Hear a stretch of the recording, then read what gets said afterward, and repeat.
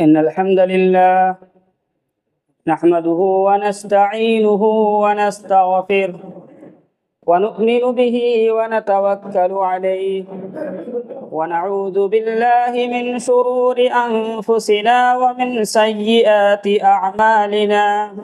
من يهده الله فلا مضل له ومن يضلل فلا هادي له. وأشهد أن لا إله إلا الله وحده لا شريك له وأشهد أن محمدا عبده ورسوله. أعوذ بالله من السميع العليم من الشيطان الرجيم. بسم الله الرحمن الرحيم. يا أيها الناس اتقوا ربكم الذي خلقكم من نفس واحدة وخلق منها زوجها وبث منهما رجالا كثيرا ونساء. واتقوا الله الذي تساءلون به والأرحام إن الله كان عليكم رقيبا. يا أيها الذين آمنوا اتقوا الله حق تقاته ولا تموتن إلا وأنتم مسلمون. يا أيها الذين آمنوا اتقوا الله وقولوا قولا سديدا يصلح لكم أعمالكم ويغفر لكم ذنوبكم ومن يطع الله ورسوله فقد فاز فوزا عظيما. أما بعد فإن خير الحديث كتاب الله وخير الهدي هدي محمد صلى الله عليه وسلم وشر الأمور محدثاتها وكل محدثة بدعة وكل بدعة ضلالة وكل ضلالة في النار. بسم الله الرحمن الرحيم. سبحان الذي أسرى بعبده ليلا من المسجد الحرام إلى المسجد الأقصى الذي باركنا حوله لنريه من آياتنا إنه هو السميع البصير. قال النبي صلى الله عليه وسلم: ثم أوتيت بدابة أبيض يقال له براك فوق الحمار دون البغل يقع خطوه عند أقصى طرفه فحملت عليه. محترم و مکرم حاضرین جمعہ، دینی ملی اسلامی بھائیوں، نوجوان ساتھیوں، عزیز بچوں اور پردہ نشین خواتین اسلامیہ، تمام قسم کی حمد و ثنا، بڑائی، بزرگی، یکتائی، کبریائی اس وحدہ لا شریک کے لیے لائق اور زیبا ہے جو ہم سب کا اکیلا اور تنہا خالق، مالک، رازق اور مدبر الامور ہے۔ بعدہ تمام انبیاء علیہم السلام پر درود و پاک ہو، خصوصاً بالخصوص ہمارے اور آپ کے آخری نبی احمد مجتبیٰ محمد مصطفیٰ صلی اللہ علیہ وسلم پر، اللہم صلی علیہ وبارک وسلم علیہ۔ بزرگان محترم، اگر آپ لوگوں کو 10 تاریخ کا میرا جو خطبہ ہوا تھا اس کے کچھ پوائنٹس آپ کے ذہن میں اگر مستحضر ہوں گے، کچھ باتیں آپ نے نوٹ کی ہوں گی، تو آپ کو یہ بات بخوبی معلوم ہو جائے گی کہ اس خطبے کو میں نے 27 رجب کے بعد پر لا کر کے ختم کر دیا تھا۔ 27 رجب کے تعلق سے آپ کے سامنے باتیں رکھی گئی تھی کہ 27 رجب کو ہمارے بعض بھائیوں کا یہ عقیدہ ہے، ہمارے بعض بھائی یہ مانتے ہیں کہ آپ صلی اللہ علیہ وسلم کو اسراء اور معراج کرایا گیا، معراج کے سفر کو آپ پر لے جایا گیا، لیکن یہ بات آپ کے سامنے رکھا تھا میں نے کہ تاریخی اعتبار سے، صحابہ کے اقوال کے اعتبار سے، تابعین کے اعتبار سے، तबे ताबईन के एतबार से उनके अज़मना को जब हम उठा करके देखते हैं, उनके ज़माने को जब हम उठा करके देखते हैं, उनके दौर का जब हम जायज़ा लेते हैं, तो हमें और आपको मालूम होता है कि ये जो बात कही गई है, ये जो अक़ीदा रखते हैं, ये सही नहीं है। ये बात भी आपके सामने रखी गई थी रोज़े के ताल्लुक से। रजब का रोज़ा रखना, आप अगर रोज़ा रखना चाहते हैं, अय्याम 20 के रोज़े रखें, सोमवार और जुमेरात के रोज़े रखें। आप सल्लल्लाहु अलैहि वसल्लम ने हमें और आपको इसका हुक्म दिया है।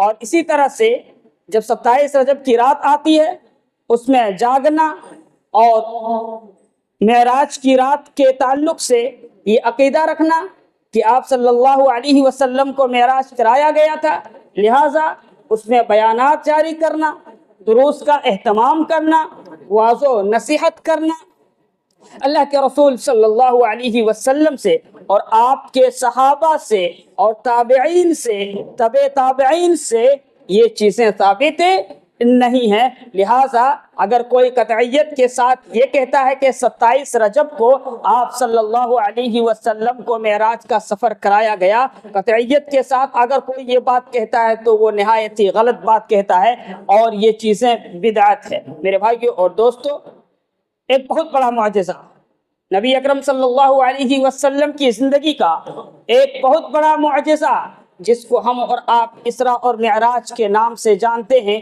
आज के इस खुतबा जुमा में आपके सामने उसी इसरा और मिअराज का तज़किरा किया जाएगा। उसी इसरा और मिअराज के बारे में आपके सामने आज बातें रखी जाएंगी और उससे क्या हमें दर्स मिलता है, हमें क्या उससे इबरतें मिलती है, हमें क्या उससे सबक मिलता है। हमें और आपको उन असबाब को याद करने और याद करके अपनी ज़िंदगी में उसको लाने की ज़रूरत है। मेरे भाइयों और दोस्तों, इस तरह से सफ़र का आगाज़ होता है कि आप सल्लल्लाहु अलैहि वसल्लम मक्का मुकर्रमा में अपने घर में सोए हुए थे।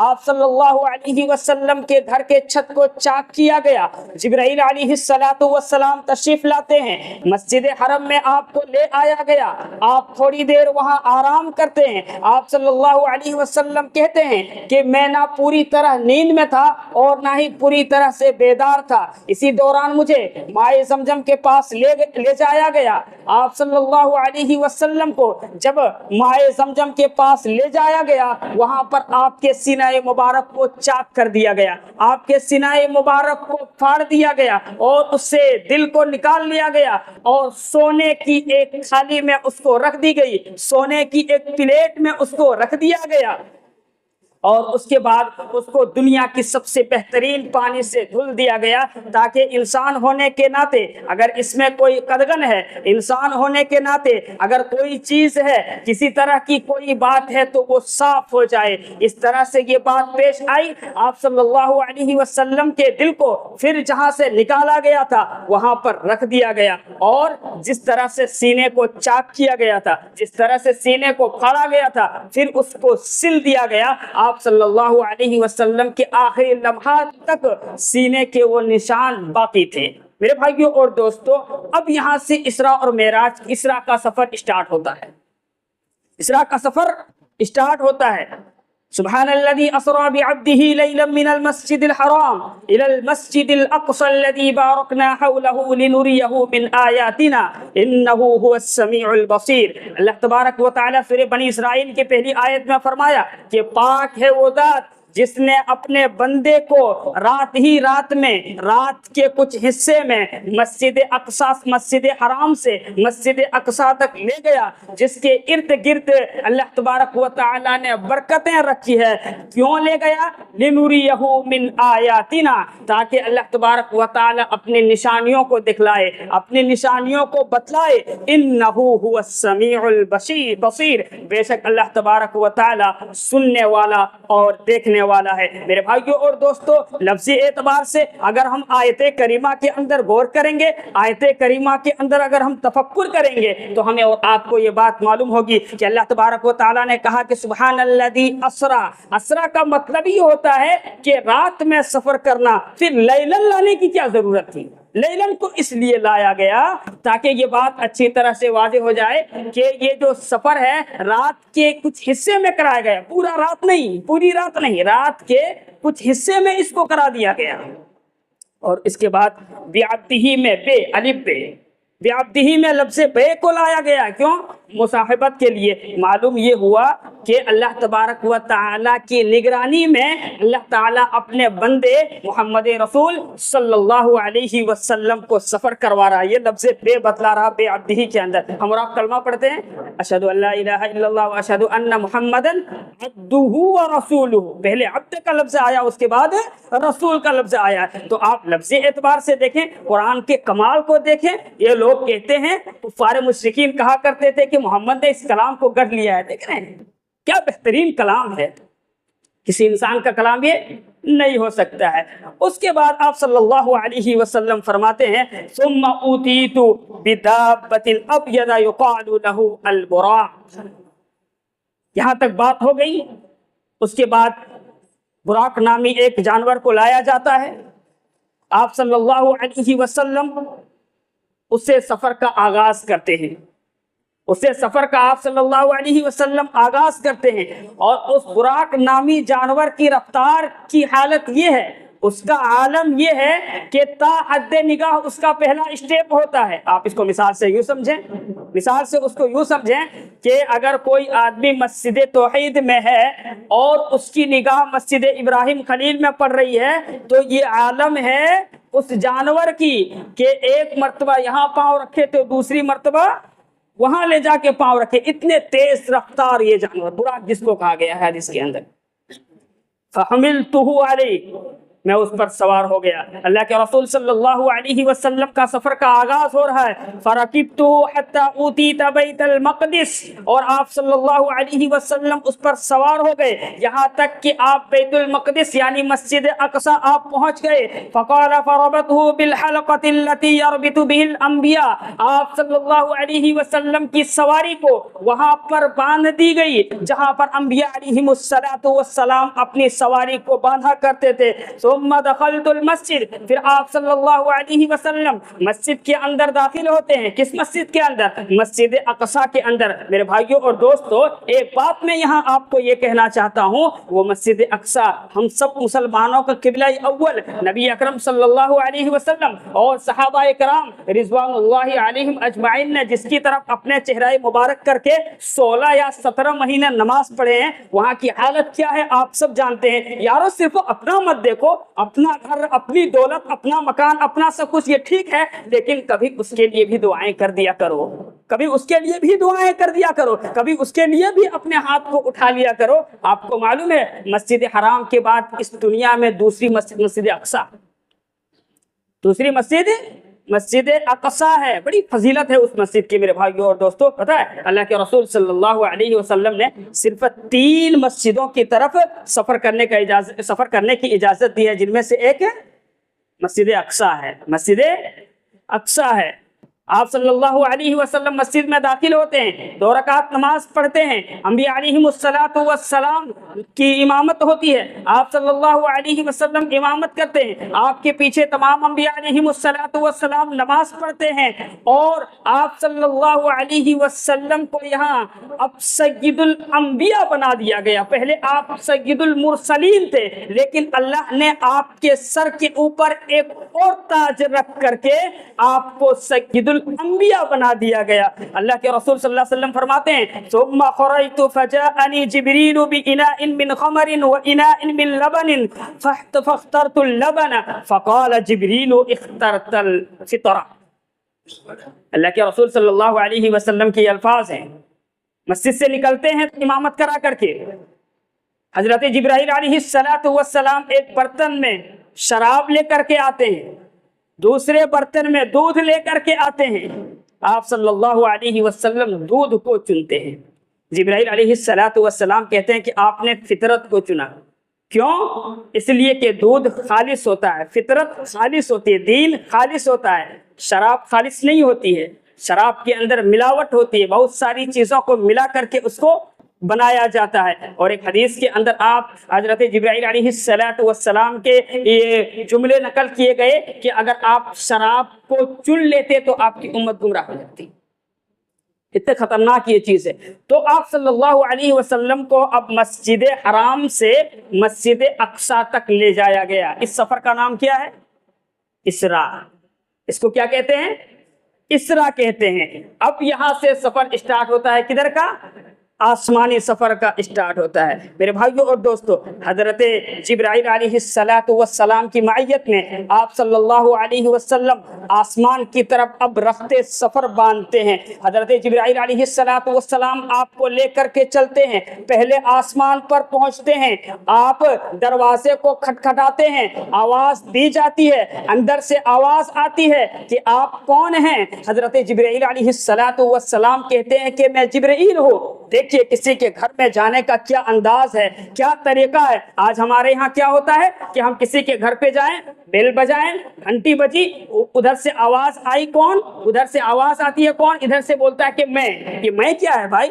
حضرت جبرائیل علیہ السلام آسمانی مخلوقات کے سردار ہیں، فرشتوں کے سردار ہیں، ان کی آواز جانی پہچانی ہے، سارے لوگ، ساری مخلوقات ان کو وہاں جانتی ہے۔ اس کے باوجود آپ نے کیا کہا کہ میں جبرائیل علیہ السلام ہوں۔ یہ کسی کے گھر میں جانے کا طریقہ ہوتا ہے، کسی کے گھر میں داخل ہونے کا طریقہ ہوتا ہے۔ بہر صورت پوچھا گیا آپ کے ساتھ کون ہے؟ کہا محمد صلی اللہ علیہ وسلم۔ وہ دربان آواز دیتا ہے کہ آپ ہی دونوں کے لیے مجھے گیٹ کھولنے کے لیے کہا گیا ہے۔ دروازہ کھول دیا جاتا ہے، انہیں خوش آمدید کہی جاتی ہے، آپ کا آنا مبارک کو کہا جاتا ہے۔ پھر آپ صلی اللہ علیہ وسلم حضرت آدم علیہ السلام کے پاس سے گزرتے ہیں۔ حضرت جبرائیل علیہ السلام کہتے ہیں کہ یہ آپ کے باپ آدم ہیں، انہیں سلام کریں۔ سلام کیا جاتا ہے، اس کا جواب دیا جاتا ہے۔ حضرت آدم علیہ السلام کہتے ہیں مرحبا بالنبی صالح والابن صالح، نیک بیٹے اور صالح نبی کو خوش آمدید۔ پھر انہوں نے آپ کے لیے دعائیں کی، دعائیں خیر کی۔ آپ صلی اللہ علیہ وسلم دیکھتے ہیں کہ حضرت آدم علیہ السلام جب داہنے طرف دیکھتے ہیں تو مسکراتے ہیں، اور جب بائیں طرف دیکھتے ہیں تو رونے لگتے ہیں۔ جبرائیل سے پوچھتے ہیں کہ جبرائیل ذرا بتاؤ معاملہ کیا ہے؟ جب حضرت آدم اس سائڈ دیکھتے ہیں تو مسکراتے ہیں، اور اس سائڈ دیکھتے ہیں تو رونے لگتے ہیں، رونے لگتے ہیں، ماجرا کیا ہے؟ حضرت جبرائیل علیہ السلام جواب دیتے ہیں کہ ان کی ذریت کی کچھ روحیں اس طرف ہے جو کہ جنتی ہیں، جب اس طرف دیکھتے ہیں تو خوش ہو کر کے وہ مسکرانے لگتے ہیں، اور جب اس طرف دیکھتے ہیں ان کی ذریت کی کچھ روحیں ہیں جو جہنمی ہے، تو اس طرف دیکھتے ہیں تو وہ رونے لگتے ہیں۔ تو اس طرح سے پہلا آسمان کا سفر مکمل ہوا۔ اب دوسرے آسمان کی طرف جاتے ہیں، وہی سوال ہوتا ہے، وہی جواب ہوتا ہے، پھر دروازہ کھولا جاتا ہے۔ سمجھ رہے ہیں؟ وہی سوال وہی جواب، مطلب آپ کون ہیں؟ میں جبرائیل علیہ السلام۔ بات لمبی ہو جائے گی اگر ہر سوال کا جواب بیان کیا جائے تو۔ وہی سوال پھر وہی جواب دیا جاتا ہے، آسمان کا دروازہ کھولا جاتا ہے، اہلا و سہلا مرحبا کیا جاتا ہے، خیر مقدم کیا جاتا ہے۔ یہاں پر آپ کی ملاقات حضرت یحییٰ علیہ السلام اور حضرت عیسیٰ علیہ السلام سے ہوتے ہیں۔ پتہ ہے یہ دونوں کون ہیں؟ خالہ زاد بھائی ہیں۔ حضرت یحییٰ اور حضرت عیسیٰ علیہ السلام یہ دونوں خالہ زاد بھائی ہیں۔ پھر ملاقات کے بعد اہلا و سہلا مرحبا ہونے کے بعد آپ کے لیے خیر کی دعائیں کی جاتی ہے۔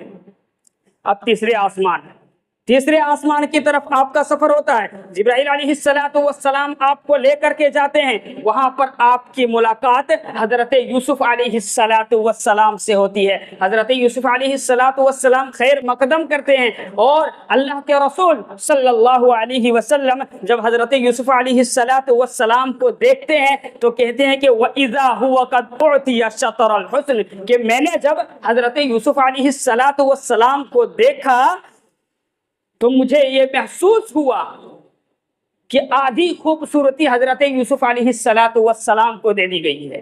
اتنے خوبصورت ہے حضرت یوسف علیہ السلام۔ اللہ تبارک و تعالیٰ نے ان کے نام سے ایک سورت بھی قرآن مجید کے اندر نازل فرمائی ہے۔ کبھی موقع ملا تو اس کے تعلق سے کچھ باتیں آپ کے سامنے رکھی جائیں گی۔ بڑا دلچسپ واقعہ بیان کیا گیا ہے، بڑی عبرتیں ہیں اس کے اندر۔ اب چوتھے آسمان پر چوتھے آسمان پر جاتے ہیں، وہی سوال و جواب ہوتا ہے، آسمان کا دروازہ کھول دیا جاتا ہے، وہاں پر آپ کی ملاقات حضرت ادریس علیہ السلام سے ہوتی ہے۔ اسی طرح سے آپ پانچویں آسمان پر اب جاتے ہیں، وہی سوال و جواب ہوتا ہے، وہاں پر آپ کی ملاقات حضرت ہارون علیہ السلام سے ہوتی ہے۔ اور اسی طرح سے آپ چھٹے آسمان پر اب تشریف لے کر جاتے ہیں، اس میں تھوڑی سی تفصیل ہے۔ چھٹے آسمان پر آپ جاتے ہیں، وہاں پر آپ کی ملاقات حضرت موسیٰ علیہ السلام سے ہوتی ہے۔ کن سے؟ حضرت موسیٰ علیہ السلام سے ہوتی ہے۔ دیگر تمام انبیاء علیہ السلام کی طرح انہوں نے بھی پرجوش استقبال کیا، اہلا و سہلا مرحبا کہا، آپ کے لیے دعائیں خیر کی۔ نبی اکرم صلی اللہ علیہ وسلم فرماتے ہیں میں جب آگے بڑھا تو حضرت موسیٰ علیہ السلام رونے لگے، موسیٰ علیہ السلام رونے لگے۔ کہا گیا ایسی کون سی بات ہے کہ رو رہے ہو؟ حضرت موسیٰ علیہ السلام کہتے ہیں یا ربی ھذا الغلام الذی بعثته بعدی يدخل من امته الجنہ اکثر وافضل مما يدخل من امتی، اے میرے پروردگار یہ خوبرو نوجوان، اشارہ نبی اکرم صلی اللہ علیہ وسلم کی طرف کہ یہ خوبرو نوجوان جس کو تو نے میرے بعد بھیجا ہے، لیکن بات یہ ہے کہ ان کی امت کے لوگ میری امت کے لوگوں سے زیادہ جنت میں جائیں گے، میری امت کے لوگوں سے زیادہ امت محمدیہ کے لوگ جنت میں جائیں گے۔ تو اس طرح سے چھٹے آسمان کی بات ہوئی۔ ساتویں آسمان میں آپ صلی اللہ علیہ وسلم کی ملاقات، وہی سوال وہی جواب، آپ صلی اللہ علیہ وسلم کی ملاقات حضرت ابراہیم علیہ السلام سے ہوتی ہے۔ جب وہاں تشریف لے کر کے جاتے ہیں آپ اللہ کے رسول صلی اللہ علیہ وسلم فرماتے ہیں فَإِذَا أَنَا بِإِبْرَاهِيمَ مُسْنِدَ ظَهْرَهُ إِلَى الْبَيْتِ الْمَعْمُورِ وَإِذَا هُوَ يَدْخُلُهُ كُلَّ يَوْمٍ 70,000 مَلَكٍ لَا يَعُودُونَ إِلَيْهِ۔ اللہ کے رسول صلی اللہ علیہ وسلم فرماتے ہیں کہ حضرت ابراہیم علیہ السلام بیت المعمور میں اس کے سہارے لیے ٹیک لگائے ہوئے بیٹھے ہوئے ہیں۔ بیت المعمور جس میں ہر دن 70,000 فرشتے جاتے ہیں، اور ایک حدیث کے مطابق 70,000 فرشتے اس میں نماز پڑھتے ہیں، اور پھر دوبارہ زندگی میں کبھی ان کی باری نہیں آتی ہے، کبھی ان کی دوبارہ پھر زندگی میں باری نہیں آتی ہے۔ اور پھر بیت المعمور کے بارے میں آپ یہ بات جان لیں، جب بیت المعمور کے بارے میں پوچھا گیا تو کہا کہ بیت المعمور کا مقام آسمان میں وہی ہے جو مقام، مرتبہ، احترام ہم انسانوں، ہم مسلمانوں کے نزدیک ایک مسجد کی ہوتی ہے، وہی مقام اور وہی مرتبہ بیت المعمور کی آسمان میں۔ بیت المعمور ہے کہاں معلوم ہے؟ خانہ کعبہ کے سیدھے، خانہ کعبہ کے بالکل سیدھے میں ہے۔ اگر بیت المعمور کو آسمان سے گرا دیا جائے تو سیدھے خانہ کعبہ میں گرے گا، سیدھے خانہ کعبہ میں گرے گا۔ ایک بات یہاں پر اور ہے، کچھ لوگ یہ کہتے ہیں کہ مسجد حرام کی طرف، بیت اللہ کی طرف پیٹ کر کے نہیں بیٹھنا چاہیے، پیٹ ادھر پیچھے کر کے نہیں بیٹھنی چاہیے، بالکل احترام ہے، سب کچھ ہے، لیکن یہ کہنا کہ اگر اس کے طرف پیٹ کر کے بیٹھو گے تو گناہ ہوگا، شریعت نے یہ بات کہیں نہیں کہی، شریعت نے یہ بات ہمیں اور آپ کو کہیں نہیں بتلائی ہے۔ تو میرے بھائیوں اور دوستو، آپ صلی اللہ علیہ وسلم کا یہ 7ویں آسمان کا سفر ہوا۔ آپ صلی اللہ علیہ وسلم سدرۃ المنتہا میں جاتے ہیں، 7ویں آسمان سے اوپر جاتے ہیں۔ جبرائیل علیہ السلام وہاں تک نہیں جاتے ہیں 7ویں آسمان سے اوپر، اس لیے کہ کہتے ہیں کہ اللہ تبارک و تعالیٰ کا نور ہے جو، اس کی وجہ سے میں جل کر راکھ ہو جاؤں گا، لہٰذا اللہ نے آپ کو مہمان بنا کر کے بلایا ہے، آپ اللہ تبارک و تعالیٰ آپ کی مدد کرے گی۔ وہاں پر کیا ہے؟ عرش ہے، اللہ تبارک و تعالیٰ کی ذات ہے 7ویں آسمان کے اوپر، جنت ہے، یہ ساری چیزوں کی سیر کرائی جاتی ہے۔ اب واپسی کا معاملہ آتا ہے، اختصار کے ساتھ، وقت بہت کم ہے، اب واپسی کا معاملہ آتا ہے۔ تحائف کیا دیے گئے ہمارے لیے، اس میں سبق کیا ہے، دروس کیا ہے، عبرتیں کیا ہے، آئیے ہم اور آپ حدیث کی روشنی میں جاننے کی کوشش کرتے ہیں۔ اللہ کے رسول صلی اللہ علیہ وسلم فرماتے ہیں فرجعت فمررت على موسى فقال بما امرت، میں جب لوٹا موسیٰ علیہ السلام کے پاس سے ہم گزرے، آپ صلی اللہ علیہ وسلم سے پوچھا کس چیز کا حکم دیا گیا ہے اے محمد، کس چیز کا حکم دیا گیا؟ قال امرت ب50 صلاة كل يوم، آپ صلی اللہ علیہ وسلم جواب دیتے ہیں کہ مجھے 50 وقت کی نماز کا حکم دیا گیا ہے۔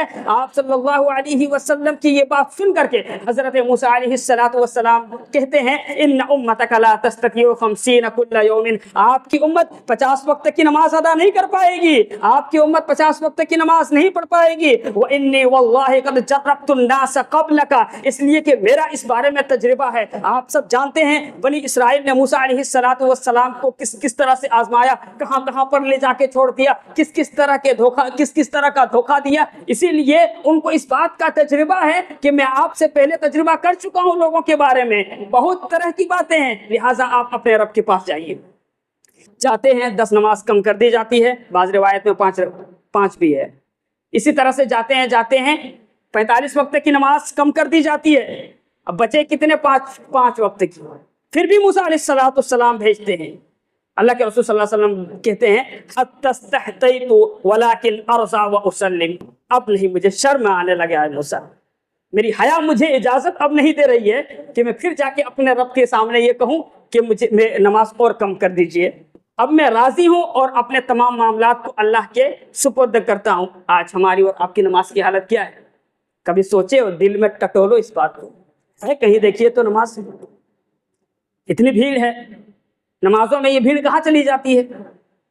نماز کے لیے ہمارے پاس وقت نہیں ہے، سارا کام کرنے کے لیے وقت ہے، نماز کے لیے وقت نہیں ہے۔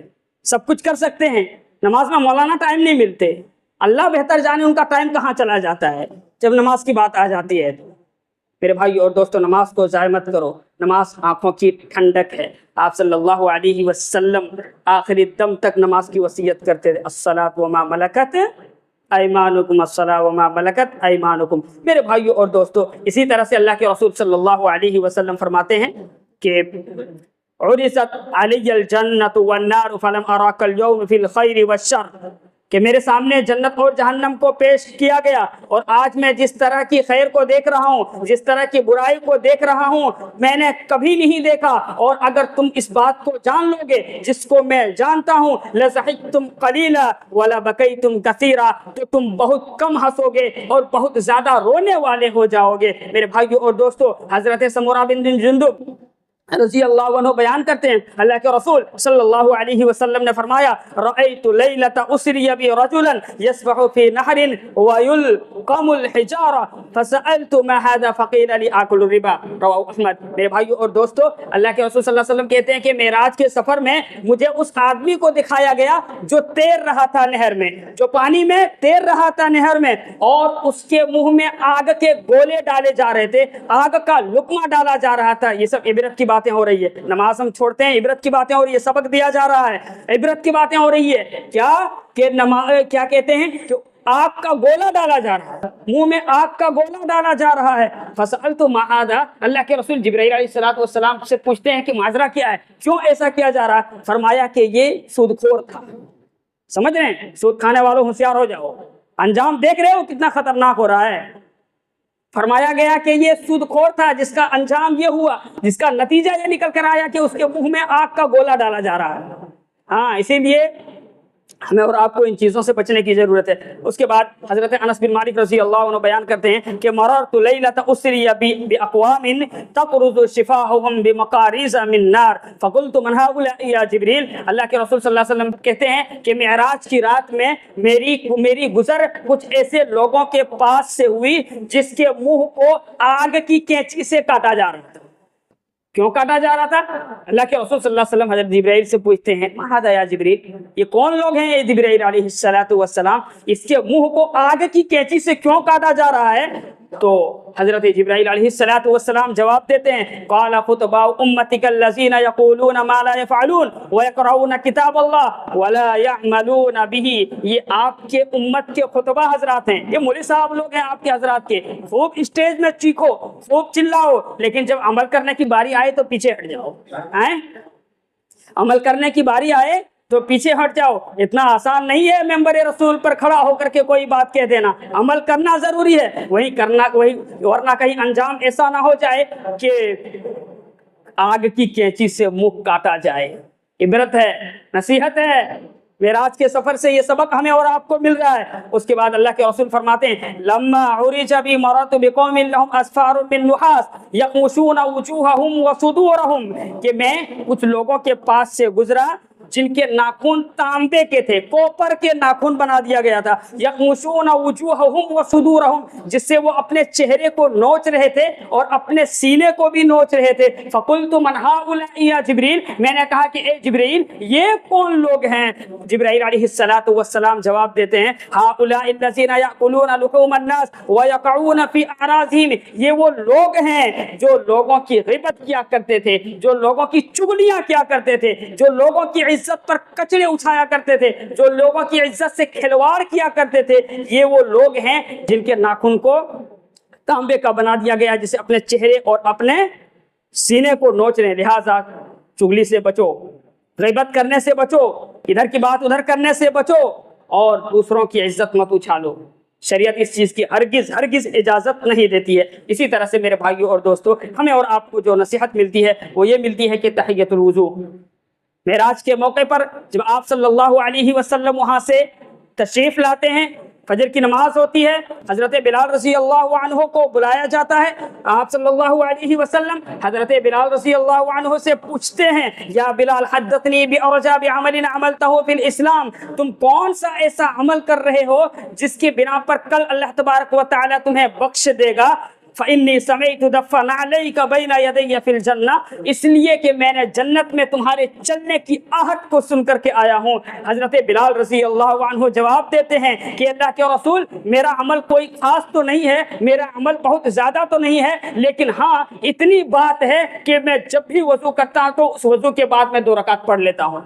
آج ہماری حالت کیا ہے؟ فرض نماز پڑھنے کے لیے ہم تیار نہیں ہیں جناب علی. دیکھ رہے ہیں جنت کی بشارتیں کیسے مل رہی ہیں, دیکھ رہے ہیں جنت میں چلنے کی آواز کیسے سن رہے ہیں. عمل کیا تھا؟ وضو جب بھی کرتے تھے تو 2 رکعت نماز پڑھ لیا کرتے تھے. ہمیں اور آپ کو بھی پڑھنے کی ضرورت ہے. اللہ تعالیٰ ہم سب کو توفیق دے, آمین. میرے بھائیوں اور دوستوں, اسی طرح سے خاص کر کے یہ بات عورتوں کے لیے, ناشکری سے بچے. اریت النار فاذا اکثر اہلها النساء, اللہ کے رسول صلی اللہ علیہ وسلم فرماتے ہیں معراج کے موقع پر مجھے جہنم دکھلایا گیا, ان میں اکثر تعداد میں نے عورتوں کی دیکھی, عورتوں کی جماعت. اس بات کو آپ غور سے سنیں. یکفرنا, کیا وہ نافرمانی کرتی ہیں, کیا وہ کفر کرتی ہیں؟ قیل یکفرن باللہ, کیا وہ اللہ کے ساتھ کفر کرتی ہیں, اللہ کے نافرمانی کرتی ہیں؟ قال یکفرن العشیر, بات ایسی ہے کہ وہ لوگ اپنے شوہروں کی بہت زیادہ نافرمانی کرتے ہیں. اسی لیے اے عورتوں کی جماعت, اگر آپ اور اپنے شوہروں کی نافرمانی کر رہی ہو تو پھر باز آ جاؤ, کہیں انجام ایسا نہ ہو کہ تمہیں کل قیامت کے دن اس نافرمانی کی وجہ سے جہنم میں پھینک دیا جائے. وَيَكْفُرْنَ الْإِحْسَانَ, اور احسان کی فراموشی کرتے ہیں, احسان کو بھلا دیتی ہیں. اللہ کے رسول فرماتے ہیں لو احسنت الى احداهن الدهر ثم رأت منك شيئا, آپ پوری زندگی عورت کے ساتھ حسن سلوک کرتے رہو, پوری زندگی ان کی خدمت کرتے رہو, لیکن ایک مرتبہ اگر تھوڑی سی کہیں کوئی کمی آپ کے جانب سے دیکھ لے تو کہتی ہیں کہ قالت ما رأيت منك خيرا قط, اپنے شوہر کو جواب دیتی ہے کہ میں نے زندگی میں تم میں کبھی کوئی خیر پایا ہی نہیں, کوئی بھلائی تم میں نے دیکھی نہیں. اسی لیے اے عورتوں کی جماعت, اگر اپنے شوہر کی نافرمانی کرتی ہو تو اس سے باز آ جاؤ, اور اس بات کو اچھی طرح سے یاد رکھو کہ تمہارا شوہر تمہارے لیے جنت بھی ہے اور جہنم بھی ہے. ناشکری کرو گی تو پھر آگ میں پھینکے جاؤ گی. اگر تم احسان کو بجا لاؤ گی, جو کچھ تمہارے شوہر تمہیں لا کر کے دیتے ہیں اس پر خوب شکر گزار بن جاؤ گی, اللہ تبارک و تعالیٰ اس کے بدلے تمہیں جنت عطا فرمائے گا. اور ایک بات ابن مسعود رضی اللہ عنہ فرماتے ہیں کہ اللہ کے رسول صلی اللہ علیہ وسلم نے فرمایا, ترمذی کی روایت ہے, لقیت ابراہیم لیلۃ اسری بی فقال یا محمد اقرئ امتک من السلام, کہتے ہیں کہ ابراہیم علیہ السلام سے میری ملاقات ہوئی.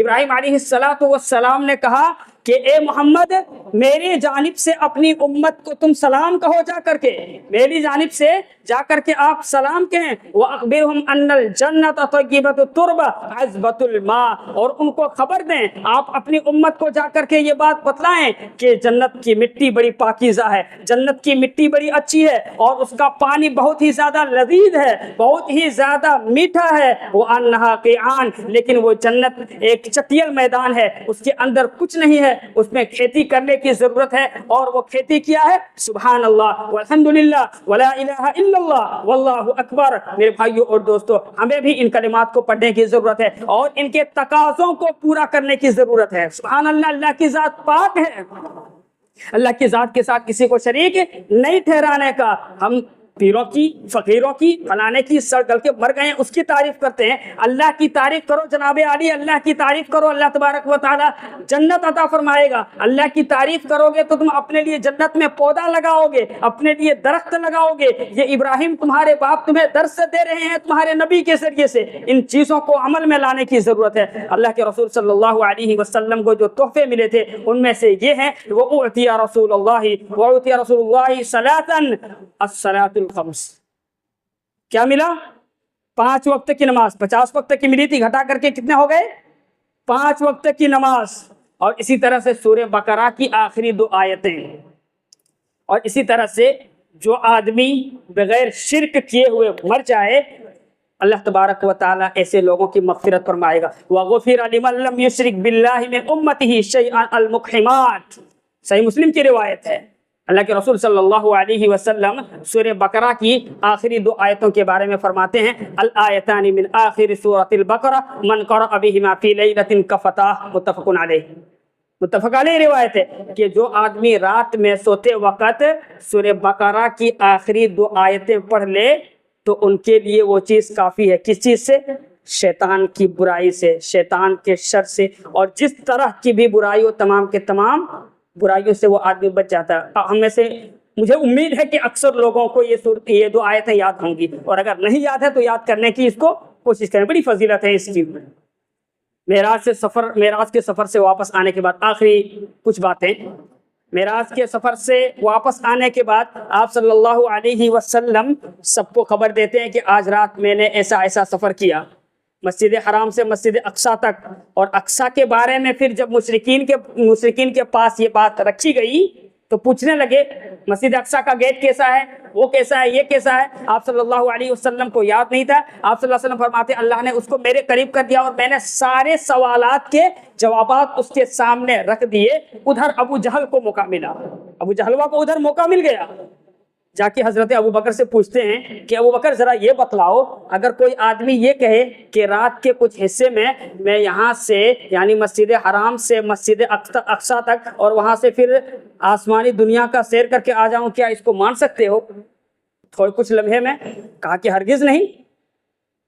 ابو جہل کہتا ہے کہ تمہارا ساتھی یہی کہہ رہا ہے۔ کہا میرا ساتھی محمد صلی اللہ علیہ وسلم ایسا کہہ رہے ہیں؟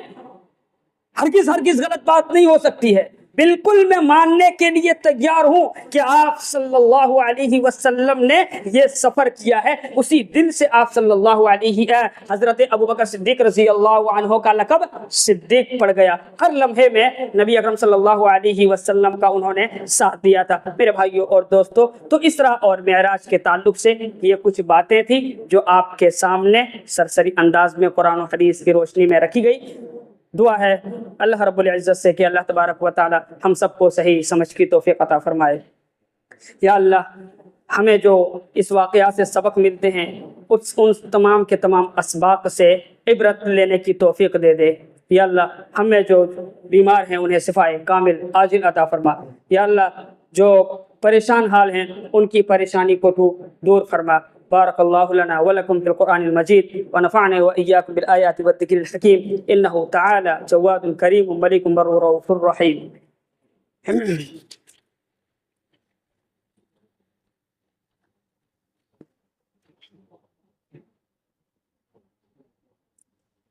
إن الحمد لله نحمده ونستعينه ونستغفر ونؤمن به ونتوكل عليه ونعوذ بالله من شرور أنفسنا ومن سيئات أعمالنا من يهده الله فلا مضل له ومن يضلل فلا هادي له وأشهد أن لا إله إلا الله وحده لا شريك له وأشهد أن محمدا عبده ورسوله أما بعد أعوذ بالله من السميع العليم من الشيطان الرجيم بسم الله الرحمن الرحيم إن الله وملائكته يصلون على النبي يا أيها الذين آمنوا صلوا عليه وسلموا تسليما اللهم صل على محمد وعلى آل محمد كما صليت على إبراهيم وعلى آل إبراهيم إنك حميد مجيد اللهم بارك على محمد وعلى آل محمد كما باركت على إبراهيم وعلى آل إبراهيم إنك حميد مجيد عباد الله رحمكم الله إن الله يأمركم بالعدل والإحسان وإيتاء ذي القربى وينهى عن الفحشاء والمنكر والبغي يعظكم لعلكم تذكرون اذكروا الله يذكركم وادعوه يستجب لكم ولذكر الله أكبر والله يعلم ما تصنعون أقم الصلاة